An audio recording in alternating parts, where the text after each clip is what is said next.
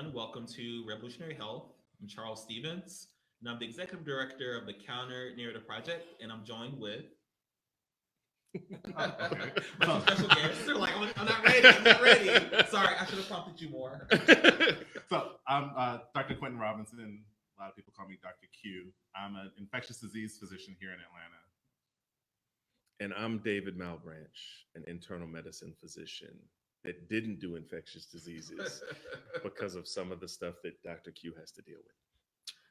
This evening we're talking about PrEP, and I had to bring two of the greatest PrEP experts in the world here with us this evening. Oh, sorry.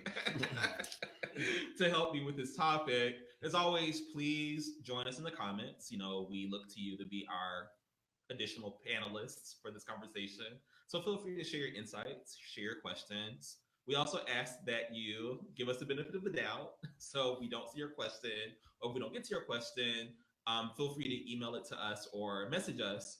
And we'll try to address it in another show. So we may not be able to get to everyone's question this evening, but we'll try really hard. But if we don't, please don't get mad at us. Also, if you're watching this on YouTube, please like our YouTube channel, subscribe to it. I think we're almost to 100, and I've already made promises about what happened if we get to 100 subscribers. David, I've also promised some things of you. I think Charles said he was going to personally buy a iPad for whoever was the 100th subscriber. So get on YouTube and subscribe, and Charles will hook you up. And it's such a great example of myths and how myths often have public health consequences. Absolutely, they can. In our They lives, can. Right. and health consequences. So again, please subscribe to our YouTube channel. Please like us on Facebook, and please join our email list at thecounternarrative.org.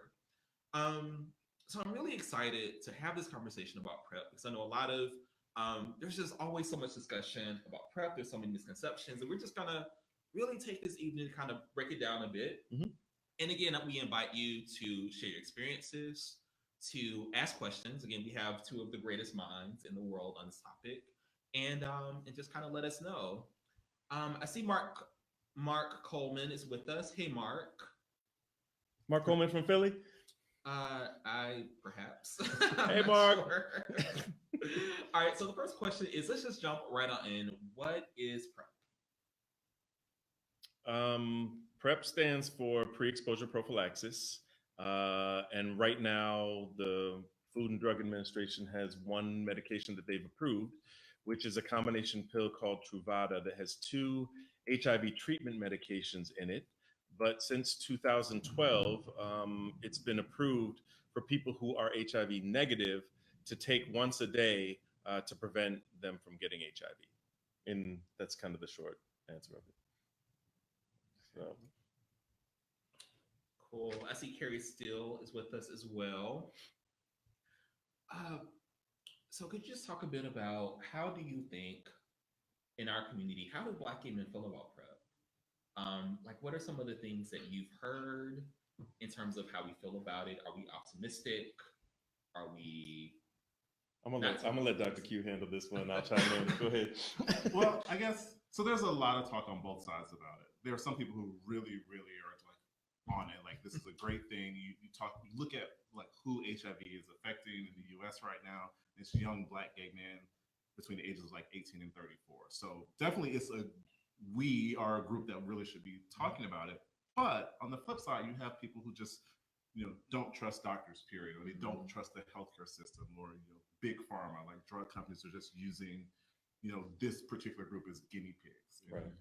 There's so many other like social aspects where they're like, oh, they think of all Black gay men as promiscuous, and your risk for getting HIV is directly related to sex, where there are other things that can put you at risk for HIV as well. So it's kind of like a little bit of both. There are some people who are really encouraged by it. There's some people who really are kind of skeptical about it. Yeah, and there's also, like, just to say, you just reminded me, like, we talk about medical distrust a lot, which one, we kind of confuse the terms mistrust and distrust. Like, distrust to me means that it's justified. Like, there's something that happened in the past or something historically that you can say, this is why I don't trust the medical profession. And as we know, in the United States, there's been tons of experimentation with Black people. So it's a distrust. Mistrust kind of things kind of suggests that it's misplaced or misconstrued, or it's somewhat erroneous, or it's just a perception. And I want to be clear that I think for a lot of Black gay men, they do distrust the medical profession with good reason for the way the medical system is, the history of experimentation, the present of experimentation. But then also there's the concept of like, a lot of times the medical profession will be like, well, you know, they're hard to reach. We don't know how to reach them. They don't really approve of PrEP. But then on the flip side, you have all these providers. A majority of them are going to be non-Black, but some may be Black as well, who will say, oh, you're Black, you're gay, you're automatically promiscuous, you need PrEP. And Check the box. check the box. And they're going along that way. And for a lot of Black gay men that I've heard, that's a turnoff. And so it's like, okay, can you see me as something else besides a walking HIV or STI risk? And so when you put somebody in that category, even before you get a history, like some people are doing this, like, oh my God, you're Black and gay. Have you heard about PrEP? And it's like, oh, hi, my name's so-and-so, and I went to school here, and these are my medical issues. Like doctors will forget, PAs, nurse practitioners will forget about their general history taking just to like go straight to PrEP. And I think that's a turnoff for a lot of young Black gay men. You talked, I know we kind of started going down the road of how the medical establishment may create an environment that might make people not want to take PrEP. That might actually end up being a barrier to PrEP, even though they're supposed to be, for our health and so forth. But could we talk a bit about what are some other barriers to, particularly for Black gay men taking PrEP, that you found in your work? That's the interesting thing, is a lot of them actually don't know where to go. Right. Mm-hmm. And I think that's a fault of more of a systems thing. It's like, okay, I'm interested in PrEP. I really don't see a doctor on a regular basis. I'm pretty healthy. You know, I don't have any issues. So where do I go? And I think, you know, as a community, as a society, we talk about PrEP is this great thing to decrease AIDS, but you really don't provide resources like, well, who to ask? And so yeah, ask your doctor, but I really don't have a doctor. So like, what's the next step? Where do I go? You know? And you talk about how do they access the healthcare system? It's like, well, how does the healthcare system reach them is a better question. It's like, are you looking for just general promoting health as opposed to specifically talking about sexual health? So I think that's a barrier. It's like a lot of times Black gay men don't know where to go. Right. And if they do find a place to go, sometimes they feel comfortable with the provider, or they don't feel comfortable with the front office staff and things like that. So and it can be, even when they do find it, then it comes into a cost issue. Like, well, how much is this going to cost if I don't have insurance, or I'm underinsured? My insurance is with my job, but it's really crappy, and they're saying I have to fill out all this paperwork, or they're saying they're not going to cover it because of X, Y, Z. Then people get turned on. And so there are a lot of systematic barriers to getting PrEP. And then if you talk about it from a community level and kind of a cultural level, you talk about the stigma that's associated with PrEP. So in the work that I've done, in the circles that I've been, there've been a lot of talk about, okay, obviously somebody who's on PrEP just wants to have sex without condoms. They're whores, they're promiscuous, and that's the only reason why they're doing it. So people don't actually see it as, okay, like someone will say, well, hey, I'm protecting myself. I'm HIV negative. I want to stay that way.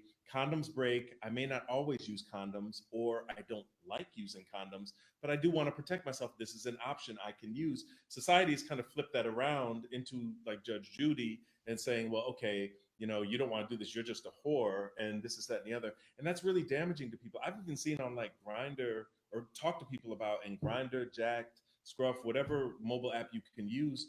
People have talked about that they've had experiences where if someone said on their profile they're HIV negative and on PrEP, they don't believe that. And I think we may have talked about that before on the show. They think that HIV negative on PrEP on a mobile hookup app profile means you're positive and you're lying. And that's become like kind of a myth in the community. And I'm certain it's probably been based on some anecdotal reality where someone actually did that. But the unfortunate reality, God bless you, of that is that it's going to be, people are going to take that and run with it as a generalization. So I think there's a lot of stigma that still exists on the initial level, and then it's kind of morphed over time. Right. I mean, I think it's the idea of just stigma with sexual activity in general. But is it really? I mean, I know that I've heard white gays use words like Truvada whores. I think what I've heard, it's been more about just not trusting the medical establishment. And I'm not saying there aren't people that have those experiences, but I know I haven't seen a lot of like sexual stigma. It's both. Expressed. It's both. I haven't seen it, but it's interesting, like these different perspectives. I see Antoine has joined us. Antoine Maxwell. I see YOLO. I see Richard Hutchinson is joining. Hey, y'all. Hey.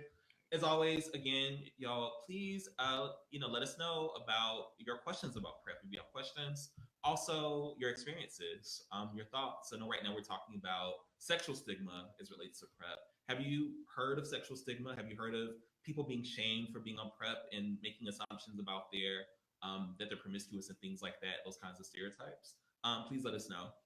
Yeah, I think regardless of it, it's kind of like when you look at these intersecting stigmas, it becomes a mess because not only do you have trouble getting it, if you're like thinking to yourself, well, I want to take PrEP, but then you're getting flack from society, and then you're also trying to access it, and you don't know who to go to, you don't trust providers, the insurance company is trying to gank you, all these other things are like barriers. So I think some people may just throw up their hands and be like, fuck it, I don't want to do this anymore, which doesn't hurt anyone but our community. And so when people are scratching their heads like, oh my God, 1 out of 2 gay black men is estimated to do this, and we can't like say that that's not a problem without recognizing all these things that are happening. But on the reverse side, I've also seen people, I'm gonna try to be delicate about this, where there may be a sense of getting social capital from being on PrEP. So like they're very, because it's also incentivized. You get to be on panels, you get to go talk to the people at the CDC, you get to this is a picture of me on Instagram taking my PrEP pill, and I just wonder, and I think that's just an interesting, and I'm not judging. I'm like, oh, that's really interesting that there's also this side of like social capital, particularly in the HIV community, around being on PrEP, and like you get affirmed, I imagine, in some spaces if you're on PrEP and you say it, as well as the negative side, right? The stigma side. So I wonder how that also plays out. I think it all does. I mean, but also it plays out if you're living with HIV. I'm HIV positive, but I'm undetectable. And so like we're going to have a group called the Undetectables, and we're going to have a group it's about this. And so it seems like there's this hierarchy that's being set, and whether you're negative and on PrEP or you're HIV positive and undetectable, there's this hierarchy that we're creating, right? Like these social levels, and right. Like, in the it's world, also about obedience too, in a way. Like I think there's something about being obedient to the medical establishment. Like you're a good gay because you follow the rules. You're a good black gay, a black innocent, or whatever the language. It's kind of like the whole thing with class systems and status. In the advent of social media, from everything from Facebook to Snapchat to Twitter, Instagram, people are looking for. There's actually an app where you can look at your clout. So there's this whole thing. Wait, your cloud? Hold up, you clout. gotta CLOUT. You gotta break that down. Wow. Well, in terms of, you can see how much of an impact you're having. Really? And they're even on Instagram, like social media influencers. Like people actually have this title of being a social media influencer. That's cool. And it can be a good thing, but you look at, so to your point of, so you're HIV positive, undetectable, you're HIV negative on PrEP. So what if you're a black gay man who's not HIV positive and you're not on PrEP, right? But you're taking ownership of your sexual health because you use condoms on a regular basis. You see your doctor, you get screened for STDs. Right. But when you're talking about social media apps or dating apps, you probably rank a little bit lower in terms of as a potential sexual partner because of how we frame these conversations. But what about like, have you got like, no one's ever asked me, okay, so we talk about PrEP, but like, have you gotten a physical, or do you have a good therapist? Like, I feel like there are all these, not just are you on PrEP, but like, I feel like there's a whole, Dezon shouts us out. Dezon, hey Dezon, she says, this combo is giving me all kinds of life, much appreciated. Appreciate love, brothers. Y'all rock like stars. Thank you, Dezon. Talk about your social clout. Social clout. That's incredible. Like, how much influence, how much status do you have in social media? And that plays a role in it. It does, I think. And I just think it's an interesting context because I think we don't talk enough about that. And I was thinking as we were having this conversation, like, okay, does the audience want us to break down like what it is, the pill, the potential side effects? We should probably do that. No, but seriously, like how well it works, those kind of things. And those things are important, but I think what's more important is kind of the context that's influencing. Because if we can't even get to the point where someone who's HIV negative and is a black gay man is on PrEP, it's a moot point. And I mean, we didn't mention this at the beginning of the show, but this weekend is Black Gay Pride in Atlanta. Happy Black Gay Pride. Happy Black Gay Pride, everybody. For those of you coming from other cities, welcome to Atlanta. And have a good time, but enjoy yourself. have sex as pleasure, have as much pleasurable sex as you can have, but also be mindful and protect yourself at the same time and take advantage of your health. I'm sure you'll have a good time while you're here, but definitely enjoy the pleasure of sex because most people are going to. And what do you mean by protect yourself? Protect yourself could mean whatever you want it to be. So it could mean. What if I don't know how to protect myself? What'd you say? What if I don't know how to protect myself? Well, you may or may not, and that's up to. It's a good point because it's up to definition, like how somebody wants to like engage in what they may want to consider safe for sex or not. So it's. I love it because I when you did safer sex, like no, because I've changed as a practitioner in HIV and sexual health. I've changed the language that I use. Right. So I no longer say safer sex or protected or unprotected sex because technically, undetectable.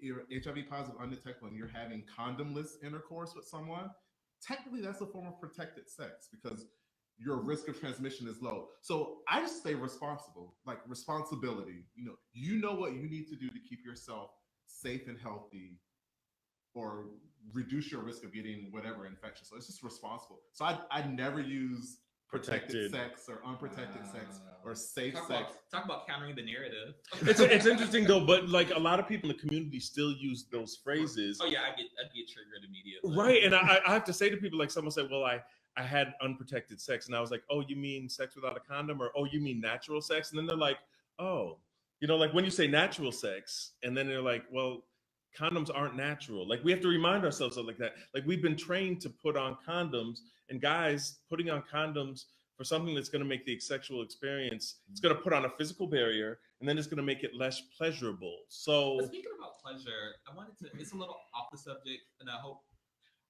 So y'all are like super sex positive doctors. Do y'all ever get shade from your colleagues about being so sex positive? Are they like judgy? Like I think. Like, is there a consequence to your being so courageous around how you talk about sex? I think because I probably, I would hope that I've influenced my colleagues to be more sex positive. I don't think I've gotten any flack from it. I think I've helped them to change their conversation. That's awesome. Unintentionally, like not really putting myself out there like that, but just the conversations I have with my colleagues when I talk about how I use language. Right. And, the whole idea of words matter when you're talking to a person in front of you, whether they're a patient or a colleague. I don't necessarily think of that. I personally haven't felt it. Now, if some of my colleagues out there feel otherwise, please let me know. Haven't told you yet, right? Let me know, and then we can have a conversation, and maybe I can sway you tomorrow. You're gonna get an email tomorrow. I saw you on Revolutionary Health, and I don't like what you're talking about. But actually, I think I've kind of, again, it's a close circle of colleagues, so I think may have been influenced to look at it differently. Not saying the way that I look at it is right, but it works for me and what I do. Yeah, I've never been shamed about. I've had the same experience where like just me using different phrases of word, people have been like, oh, they'll ask a question like, why do you use that phrase? Because the medical profession is a very conservative profession. So, and particularly when it comes to like sexuality and sexual history taking and being sex positive, it's a very conservative profession. So us just by being in the HIV field and the sexual health work, when we use these terms in front of colleagues that aren't in the field, they'll sometimes look at, why do you phrase it like that? Or why do you use it like that? And it's always like, to use a cliche, like a teachable moment to say, oh, and so I haven't gotten a lot of shame from my colleagues, even in academia when they're not involved in sexual health endeavors or in the field, but they kind of are more inquisitive about it. Like, why did you use that word? Or why do you phrase it like that? I'm so frustrated with discussions around PrEP that lead with risk or that lead with, make sure you take PrEP, but also use 3 condoms while you're taking PrEP. Like all of this, like as if you can't really have a conversation about the pleasures of condomless sex in the context of PrEP, and that may be a reason why somebody might want to go on PrEP. There are many reasons now, recognize that one needs to be aware of like the larger context of sexual health outside of HIV. But certainly, I think the conversation about PrEP should insist upon a conversation about pleasure. But at the same time, recognizing as Black gay men, to talk about our sexuality isn't often to talk about pleasure. It's usually to talk about fear or risk or danger, right? So I really appreciate how y'all have been sort of like reframing the discussion. Yeah, it's really powerful. I think you guys are familiar with Damon Jacobs, who does, he's a gay man. He's actually watching. Yeah, he's watching. So hey, Damon has a great forum that I think is joined by like probably thousands of people like across the globe about PrEP facts, and they always have good discussions on there. Someone will ask a question, and Damon's a great moderator.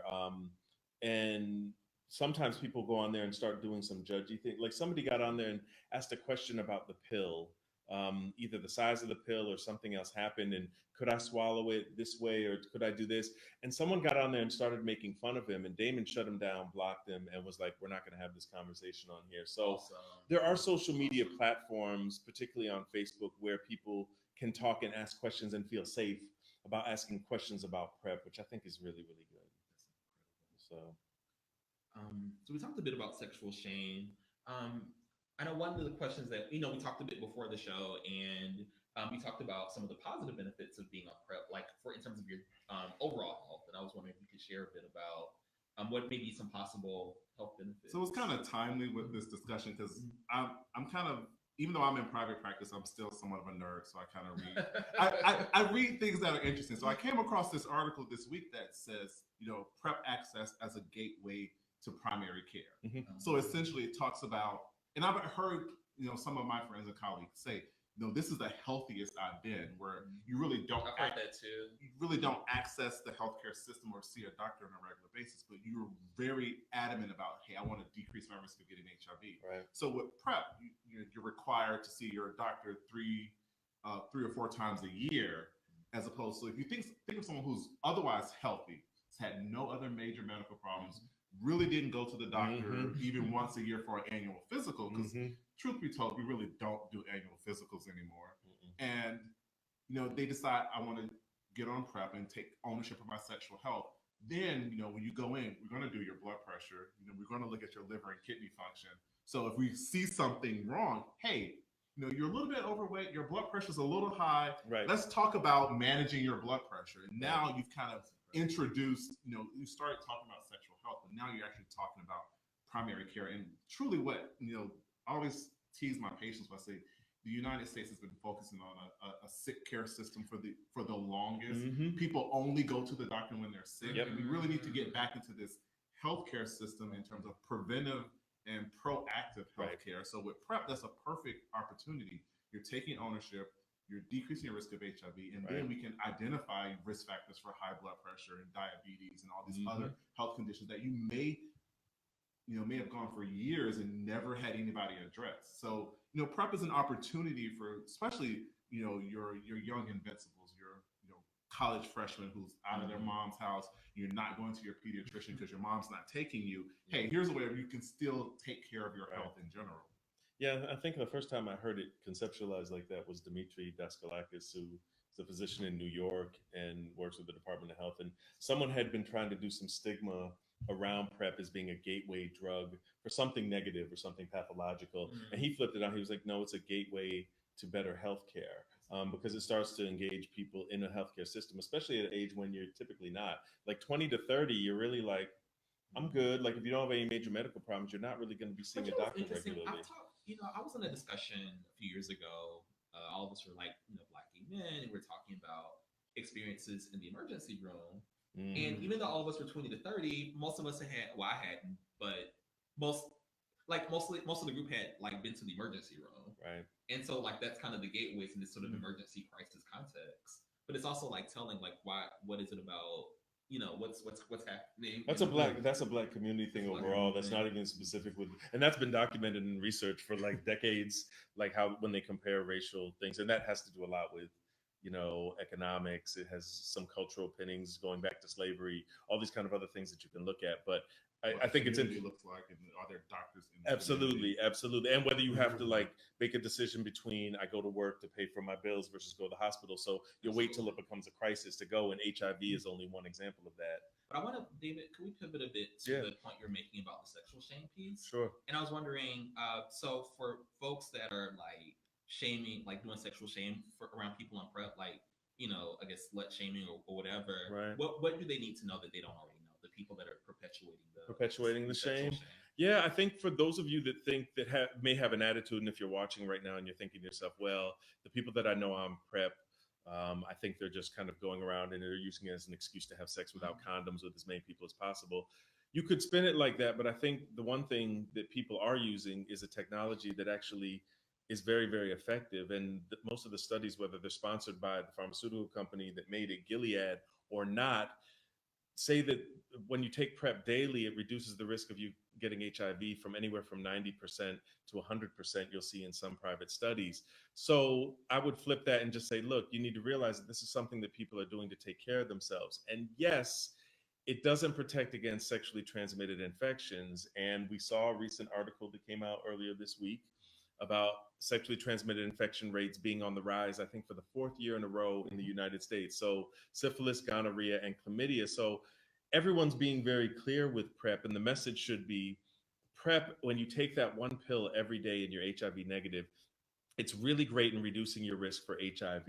Whether you want to combine them with condoms and other behaviors or not, it's going to reduce it at least 90%, your likelihood of contracting HIV, but it will not provide protection against syphilis, herpes, gonorrhea, chlamydia, warts, all those kind of other things. So there are people that are kind of perpetuating this shame, but I think everyone has to consider it. You're in charge of your own sexual health, and it's a decisional balance. And what I always told people, because people would think, I don't know if you've experienced it, but people have always thought of me like, oh, you're the condom police. Like, just because I'm a physician, like, I'm immediately going to shame you. And I work in student health I'll get you enclaves. like a uniform and a hat, like, I think that was Right, I'm a condom police, right. And a siren. Or a stripper, who knows. But, but you know, a stripper who does talk about, no. So what happens a lot of times, people think that I'm going to lecture them and wag my finger and be like, okay, so you're not using a condom, you're really bad. And my attitude towards it, whoever's listening to this and whoever thinks about sexual health, you as an individual are in charge of your sexual health.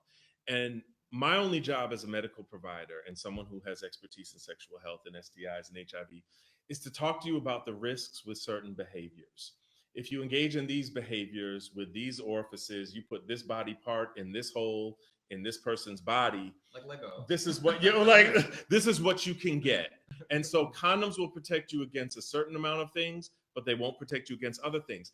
After I give you all that information in a nice, neat package, hopefully that you understand, you get to decide what you're comfortable with. So if you're not comfortable with having sex without a condom and bottoming without a condom because you know the risk for HIV, then don't do that. But if you are and you understand that that's the most risky behavior, then you could choose to be on PrEP and then still engage in the risk. So other people I know, like people strategize what they're going to do with their sexual health. Like some people say, I'm only going to do oral sex because I know oral sex doesn't really transmit HIV.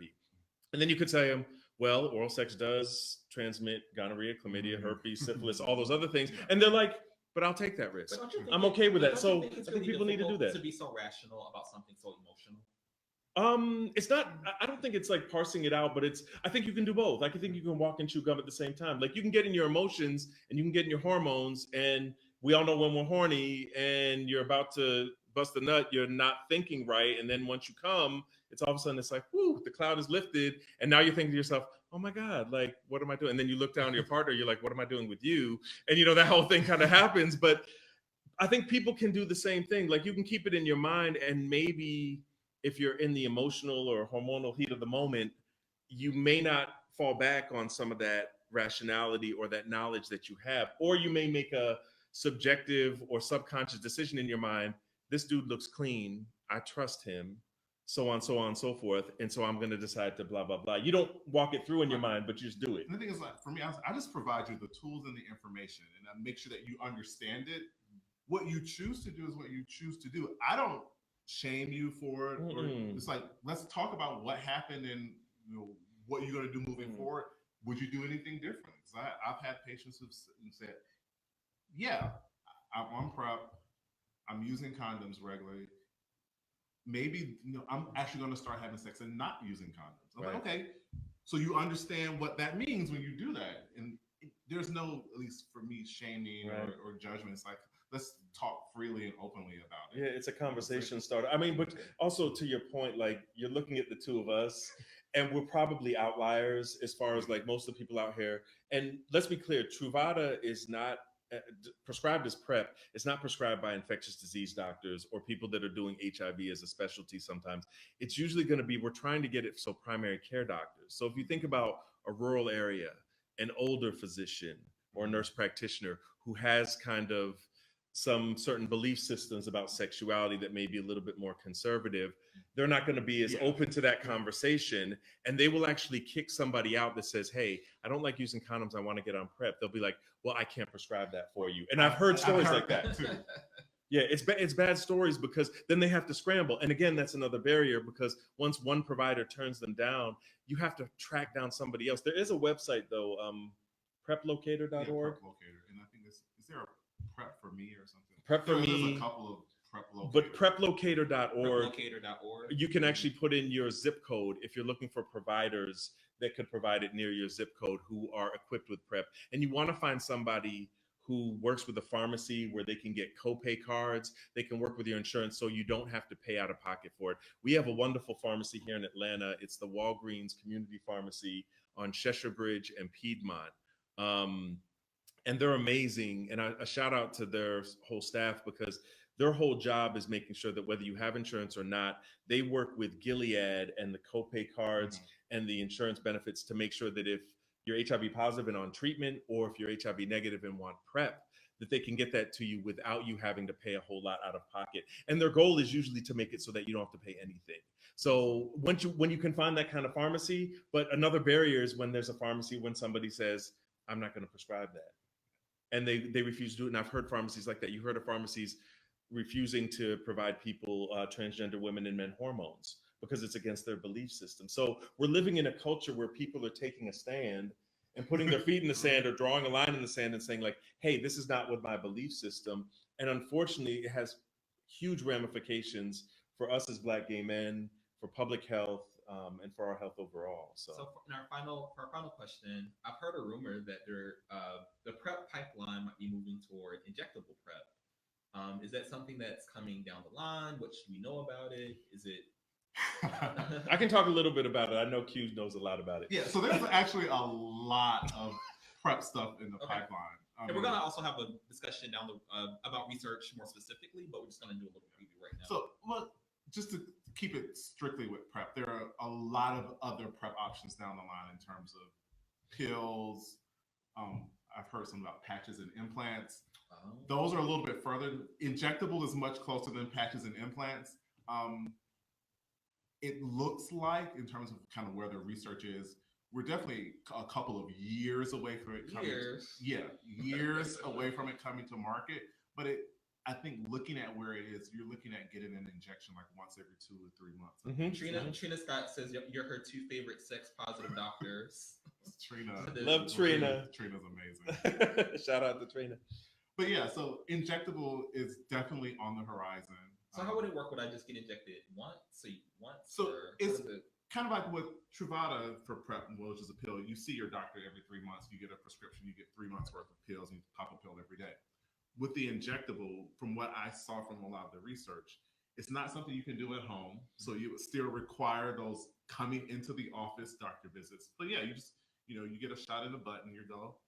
But how frequently would you get a shot?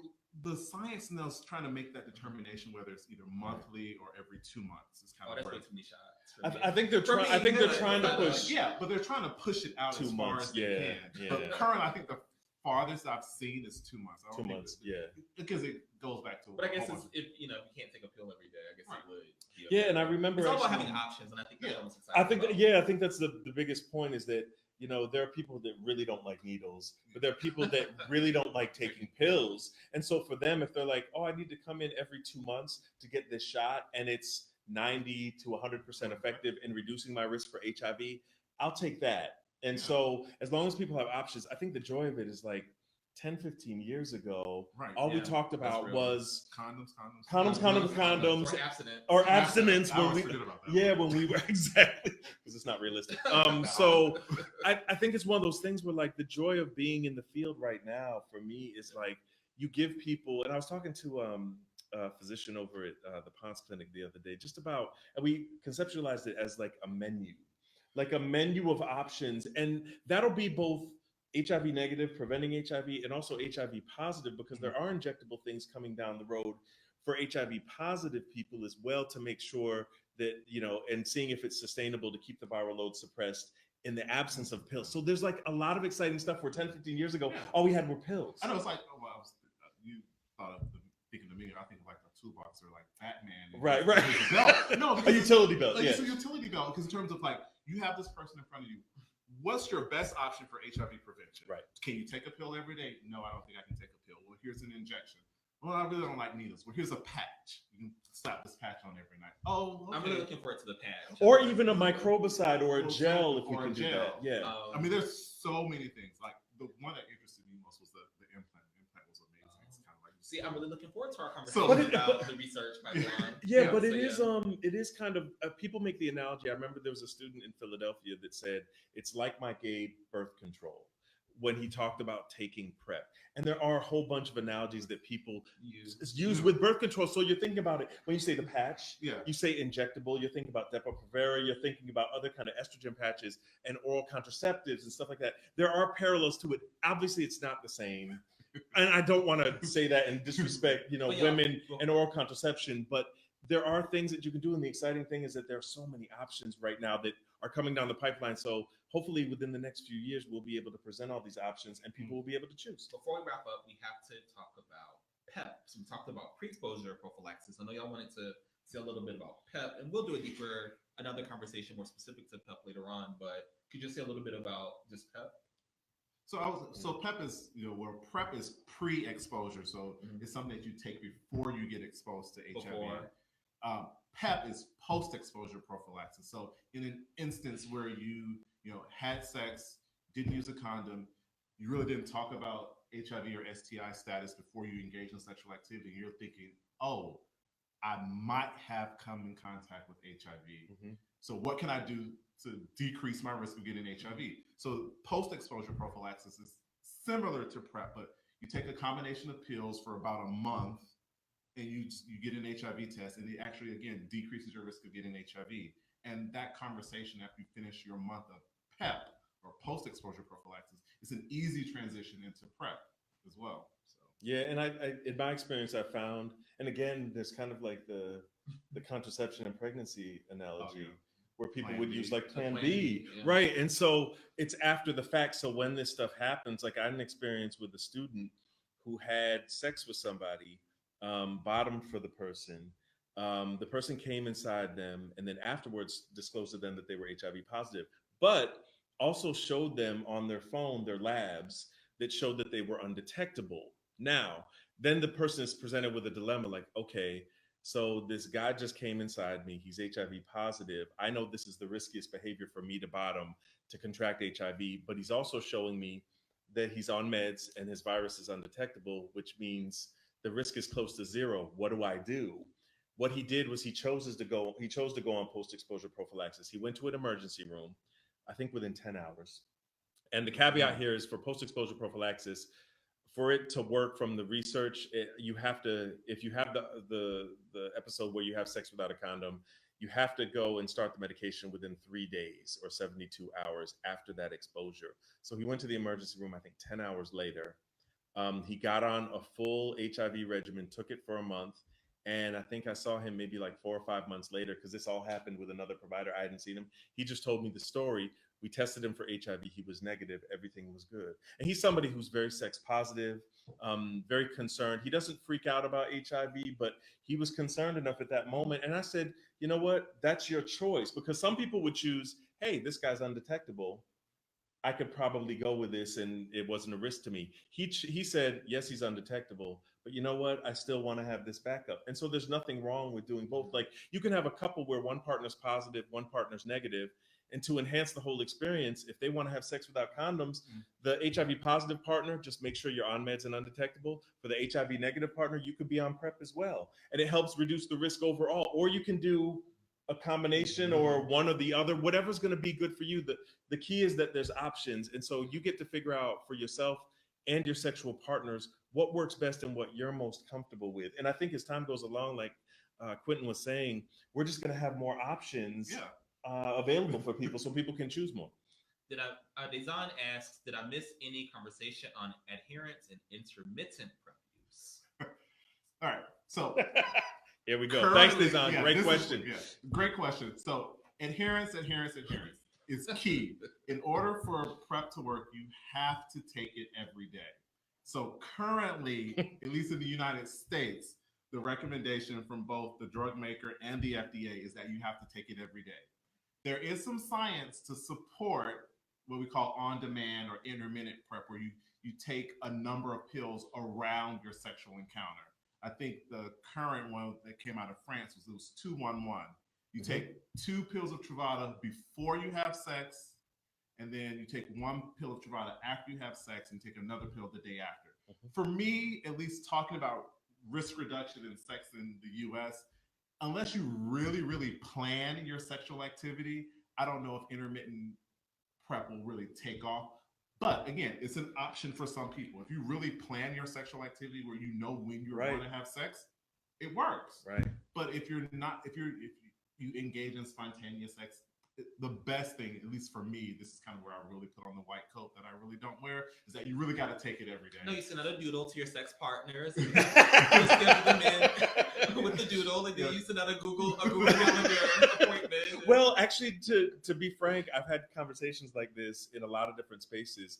And there are a lot of people out there that don't have sex or even don't have the drive to have sex that much. So when they do, they have a partner or someone that they're with that they schedule it for. So they're like, okay, we're going to go away this weekend and we're going to have sex. So for them, taking that pill every day, if you're HIV negative, with the potential of side effects, or if you're worried about anything like that, it's much more appealing to them to say, you know what, I'll just take these 4 pills around our weekend excursion and we'll be good. And like you said, you have options. So for some people, it's a good option. For other people, where I think it kind of gets interesting is someone who is more sexually active and then wants to do intermittent. So count it out, like Dr. Q was saying, if you take 2 pills, you're supposed to take it, I think, 2 to 12 hours before you have that first sex. You take those 2 pills before you have sex, 24 hours, you take another pill, and then 48 hours, you take another pill. Now, if you have sex 48 hours again, that means you have to do that whole 2-1-1 cycle again, which at that point you might as well just take it every day. And so again, it's going to be like the option, if you're not that sexually active and it's timed out and spaced out over time, that intermittent PrEP may be an option. But if you know you're going to be having sex more frequently and you're going to be taking those 2-1-1 pills 2 or 3 times a week. See, I just think that sex is just way too, most people are just more irrational about and spontaneous. But the other thing is that we didn't talk about at all is where I could see this coming to place, commercial sex work. So we really did. I mean, that's a whole other conversation, but I could see intermittent absolutely working around the times of people who are. And I don't see that much like talked about with PrEP on demand or intermittent PrEP with sex workers, transgender women that are using sex. And that kind of gets at Daison also puts forth, and that is only for men, right? Women should ask their doctors or to de-genderify it. It takes longer to work in the vagina than in the rectum. And she was also very interested in how the two go hand in hand between intermittent PrEP and adherence. Yeah, it's interesting because the old adage back in the day, because people would always ask, well, how long does it take for PrEP to be effective? And so the typical thing we'd say was 7 days for blood or in the semen to reach, levels where it's going to work. And I think 20 days or 3 weeks to reach levels that it's going to work in the vagina. But then I saw some research in Europe that said it's 7 days across the board. Our research seems like 7 days across the board. But then when you think about intermittent PrEP, and it was found to be very effective, then you're like, well, is it working that quickly? It's not 7 days. So I think the science is still getting parsed out, and some of it actually conflicts with other things. Because if we're all saying, well, for PrEP to be maximally effective, you have to take it for 7 days before it reaches concentrations in your vagina, your blood, in your semen to actually work. But then you have this other scientist saying, well, you could take 2 pills, 2 to 12 hours, and then a day later and a day later after that, and it's still going to work. I think that's where people get confused about it, and they're not sure what to do. And one quick thing about the injectable PrEP, Dr. Darcy says HPTN 083. That's Sheldon. Hey, Sheldon. Oh, Sheldon Fields. Hey, Sheldon. HPTN 083. The injectable PrEP study is still in the field recruiting. The U.S. cohort enrolling with specific guidelines for enrolling 10% transgender and 50% BMSM domestic. Yeah, I think Emory's the site for that too. HPTN 083. He says HPTN 083. The HIV Prevention Trials Network. So if you are out there sexually active and want to get involved in the research trials and the studies, the HIV Prevention Trials Network study 083. They have a bunch of different trials that they do, but they have a website. So if you want to Google it, check it out, see if they have a site in a city near you. And if you want to participate in this, because Maybe I should do the inject. It said it's in Atlanta. And they're rolling. I might actually check that out. check it out. Come on, but it's See if a I good get thing. them- And then they'll, also like let me in. with that attitude, I don't know. There's a very strict criteria. Maybe I'm eligible. I'll go through my eligibility. We know you're Charles Stevens. We're not going to let you win this study. Right? All right. Thanks for sharing, Dr. Sheldon. So we're at time. Excellent. Thank you all so much. It's been Is there great. I know. Is there any final things you want to say before we say goodbye to our amazing audience? Just that PrEP is available and it's affordable. Just you start the conversation with your doctor. Start the conversation with your doctor if you have one. If you don't, and you want to start, go see a doctor and just talk about it. And I would say also too, if you experience some kind of barrier, if you know you want to start PrEP and you want to use that as an option, and a doctor, physician assistant, nurse practitioner kind of turns you away, don't let that get you discouraged. Go online, preplocator.org, PrEP for Me, go to the CDC, talk to one of us. I think people sometimes email Counter Narrative. Yeah, you can always email the counternarrative@gmail.com, or you could just email me.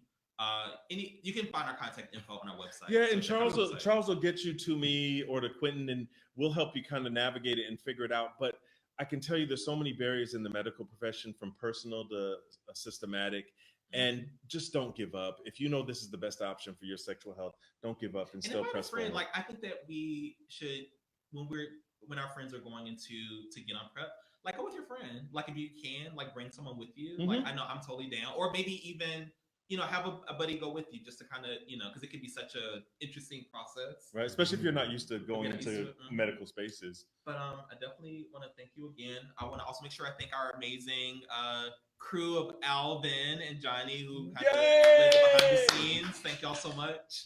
And let's keep the conversation going. So feel free, again, in the comments. I see some of y'all are still in the comments. And we'll, we're just going to work it out as a community.